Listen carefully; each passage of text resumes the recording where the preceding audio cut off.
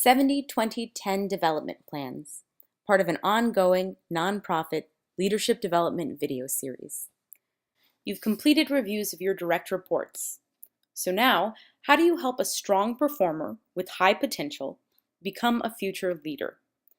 Organizations who fail to ask that question and act on the answers often end up losing their best talent and find themselves in a perpetual state of promoting second-string players or hiring externally.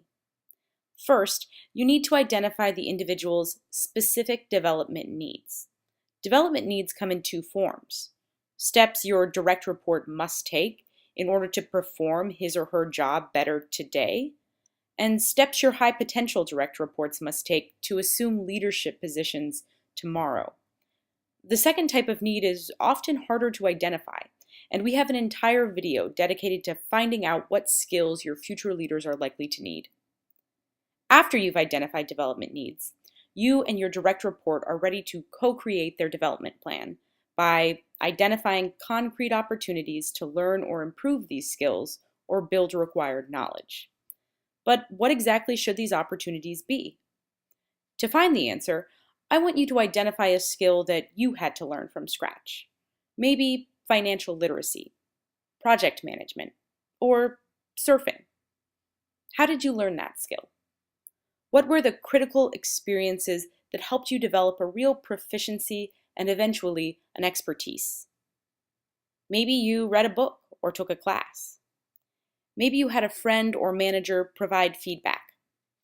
But the majority of your expertise likely came from simple practice, taking advantage of opportunities to use and perfect your skill until, eventually, it became less difficult. This insight, that the most effective development happens on the job, is borne out through research. While training and coaching have a role to play in leadership development, research from the Center for Creative Leadership and others has found that job-related learning drives 70% of development, mentoring and coaching, 20%, and formal training, only 10%. Job-related learning includes things such as special projects, stretch assignments, and an expansion of one's role. Of course, these are most powerful when the three are tightly integrated. Imagine trying to learn how to surf simply by swimming out into a choppy ocean, board in tow, without any lessons or coaching from an expert. Now, let's look at an on-the-job example, using YUSA's Developing Cause-Driven Leaders. In our example, we'll develop a plan with a strong potential leader who needs to develop higher-level public communication skills before she can manage a team. The YUSA Guide suggests on-the-job experiences like requesting the opportunity to present a new idea to the board of directors, videotaping a presentation and having the future leader identify where she is strong and where she is weak, and then doing it again, serving as a trainer in an internal employee training. For coaching, the future leader may ask a trusted coach or mentor to signal her whenever she goes off topic at a meeting, or to assess how clearly she communicates when she writes, depending on where potential weaknesses may lie.